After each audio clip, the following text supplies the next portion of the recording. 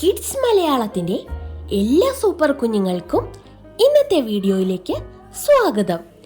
June 5 പരിസ്ഥിതി ദിനമാണെന്ന കാര്യം എല്ലാ കൊച്ചുകൂട്ടുകാർക്കും അറിയാമല്ലോ. അന്നേ ദിവസം നാം ഓരോ വൃക്ഷത്തൈകളും നടാറുണ്ട്.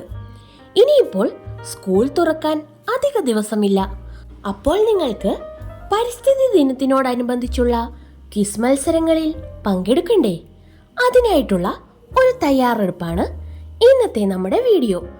2024 പരിസ്ഥിതി ദിന ക്വിസിലേക്ക് ഏവർക്കും സ്വാഗതം. 2023 പരിസ്ഥിതി ദിനത്തിൻ്റെ സന്ദേശം എന്തായിരുന്നു? ബീറ്റ് പ്ലാസ്റ്റിക് പൊല്യൂഷൻ, പ്ലാസ്റ്റിക് മലിനീകരണത്തെ തടയുക. ഇന്ത്യൻ പരിസ്ഥിതി ശാസ്ത്രത്തിൻ്റെ മാതാവ് എന്നറിയപ്പെടുന്നത് ആരാണ്? മേധ പട്കർ. ആധുനിക പരിസ്ഥിതി പ്രസ്ഥാനത്തിന്റെ മാതാവ് എന്നറിയപ്പെടുന്നത് ആരാണ്? Rachel Carson. സൈലന്റ് വാലി മഴക്കാടുകളുടെ സംരക്ഷണത്തിനു വേണ്ടിയുള്ള സമരത്തിന് പിന്തുണ പ്രഖ്യാപിച്ച് നൃത്തം ചവിട്ടിയ നർത്തകി ആരാണ്? Mrinalini Sarabhai. Down to earth എന്ന പരിസ്ഥിതി മാസികയുടെ പത്രാധിപരായ മലയാളി വനിത ആര്? സുനിത നാരായണൻ. ഇന്ത്യയിൽ ഏറ്റവും കൂടുതൽ കണ്ടൽ വനമുള്ള സംസ്ഥാനം ഏത്? പശ്ചിമ ബംഗാൾ. 2022 ലോക പരിസ്ഥിതി ദിന സന്ദേശം എന്തായിരുന്നു? ഒരേ ഒരു ഭൂമി, ഓൺലി വൺ എർത്ത്. പെൺകുഞ്ഞ് ജനിക്കുമ്പോൾ 111 വൃക്ഷത്തൈകൾ നടുന്ന രാജസ്ഥാനിലെ ഗ്രാമം ഏതാണ്?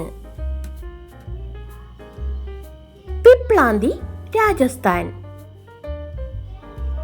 കർഷകന്റെ മിത്രം എന്നറിയപ്പെടുന്ന ജീവി ഏതാണ്? മണ്ണിര. കരയിലും ജലത്തിലും അന്തരീക്ഷത്തിലും ഉൾപ്പെടുന്ന മുഴുവൻ സസ്യ ജന്തു സൂക്ഷ്മ ജീവികളെയും ചേർത്തു പറയുന്ന പേര് എന്താണ്? ജീവമണ്ഡലം. ജീവമണ്ഡലത്തിന്റെ അടിസ്ഥാന ഘടകം എന്താണ്? ആവാസ വ്യവസ്ഥ. ആവാസ വ്യവസ്ഥയ്ക്ക് ഉദാഹരണങ്ങൾ എന്തെല്ലാമാണ്? നമുക്ക് ആവാസ വ്യവസ്ഥയുടെ ഉദാഹരണങ്ങൾ നോക്കാം.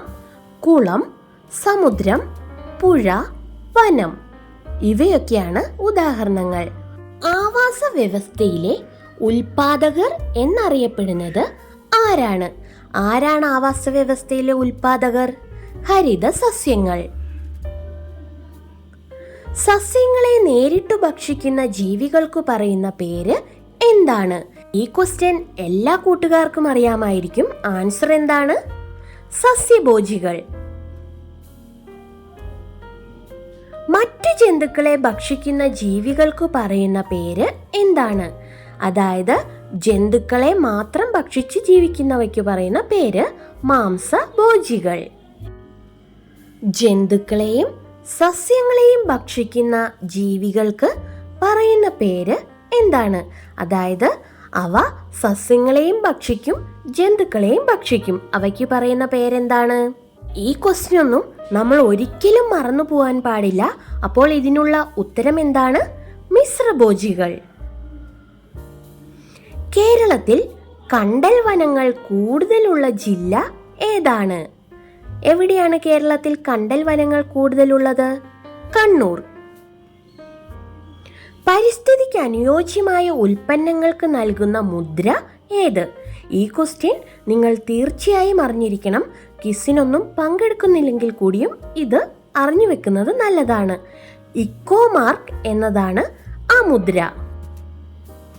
വൻ വൃക്ഷങ്ങളെ മുരടിപ്പിച്ചു വളർത്തുന്ന രീതി ഏതാണ്? ഇതിപ്പോൾ എല്ലാ കുട്ടികൾക്കും തന്നെ അറിയായിരിക്കും. എല്ലാവരുടെയും വീടുകളിൽ കാണുമായിരിക്കും. ബോൺസായി എന്നാണ് അതിന് പറയുന്ന പേര്. പ്രകൃതിയുടെ ഔഷധശാല എന്നറിയപ്പെടുന്ന വൃക്ഷം ഏതാണ്? ഏതാണ് പ്രകൃതിയുടെ ഔഷധശാല? വേപ്പ്. ഭൂമിയുടെ ഹരിതകോശം എന്ന് വിശേഷിപ്പിക്കുന്നത് എന്തിനെയാണ്? ഭൂമിയുടെ ഹരിതകോശം എന്ന് വിശേഷിപ്പിക്കുന്നത് എന്തിനെയാണ്? വനങ്ങളെ. പരിസ്ഥിതി സ്നേഹികളുടെ ബൈബിൾ എന്ന് വിശേഷിക്കപ്പെടുന്ന പുസ്തകം ഏതാണ്? നിശബ്ദ വസന്തമാണ് പരിസ്ഥിതി സ്നേഹികളുടെ ബൈബിൾ എന്നറിയപ്പെടുന്നത്. ഭൂമിയുടെ ശ്വാസകോശങ്ങൾ എന്നറിയപ്പെടുന്ന വനമേഖല ഏതാണ്? ഭൂമിയുടെ ശ്വാസകോശങ്ങൾ എന്നറിയപ്പെടുന്നത് ഉഷ്ണമേഖല മഴക്കാടുകളാണ്. ഇന്ത്യയിൽ ഏറ്റവും കൂടുതൽ വംശനാശ ഭീഷണി നേരിടുന്ന വൃക്ഷം ഏതാണ്? ഏതാണ് ആ വൃക്ഷം? ചന്ദനം. കേരളത്തിലെ ആദ്യ വന്യജീവി സങ്കേതം ഏത്? പെരിയാർ വന്യജീവി സങ്കേതം. കേരളത്തിൽ ഏറ്റവും കൂടുതൽ നദികളുള്ള ജില്ല ഏതാണ്? കാസർഗോഡ്. ഇനിയുള്ള കുറച്ച് ക്വസ്റ്റ്യൻസ് നമ്മൾ ഒരിക്കലും മറന്നു പോകരുത്. കേരളത്തിലെ സംസ്ഥാന പക്ഷി ഏതാണ്? ആ പക്ഷി മലമുഴക്കി വേഴാമ്പൽ. കേരളത്തിന്റെ സംസ്ഥാന മൃഗം ഏതാണ്? ഏതാണ് സംസ്ഥാന മൃഗം? ആന. കേരളത്തിന്റെ ഔദ്യോഗിക ഫലം ഏതാണ്? ഏതാണ് ഫലം? ചക്ക. കേരളത്തിന്റെ ഔദ്യോഗിക വൃക്ഷം ഏതാണ്?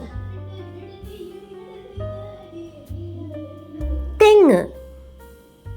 തെങ്ങാണ് കേരളത്തിലെ ഔദ്യോഗിക വൃക്ഷം.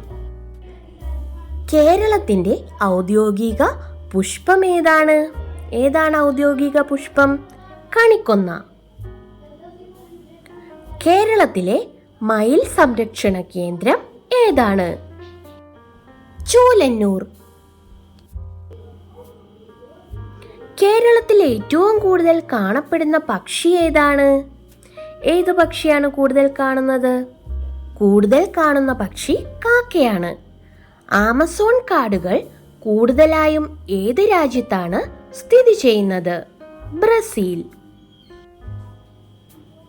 കളിമണ്ണിൽ സമൃദ്ധമായുള്ള ലോഹം ഏതാണ്? അലുമിനിയം. ലോക ചരിത്രത്തിൽ ആദ്യമായി വനസംരക്ഷണത്തിനായി എഴുത്തുകാർ ചേർന്ന് പരിസ്ഥിതി സംഘടന രൂപീകരിച്ചത് എവിടെയാണ്? കേരളത്തിൽ. സസ്യങ്ങൾക്ക് ജീവനുണ്ടെന്ന് കണ്ടെത്തിയ ശാസ്ത്രജ്ഞൻ ആരാണ്? ജെ.സി. ബോസ്. പക്ഷികളുടെ വൻകര എന്നറിയപ്പെടുന്ന സ്ഥലം ഏതാണ്? തെക്കേ അമേരിക്ക. ഇനി ടീം കിഡ്സ് മലയാളത്തിനായിട്ടുള്ള ക്വസ്റ്റ്യൻ ആണ്. ആൻസർ അറിയാവുന്നവർ പെട്ടെന്ന് തന്നെ കമന്റ് ചെയ്യണേ. കേരളത്തിലെ ഏറ്റവും കൂടുതൽ ഖനനം നടത്തുന്ന പ്രകൃതി വിഭവം ഏതാണ്? ഉത്തരം അറിയാവുന്നവർ പെട്ടെന്ന് തന്നെ കമന്റ് ചെയ്തോളൂ.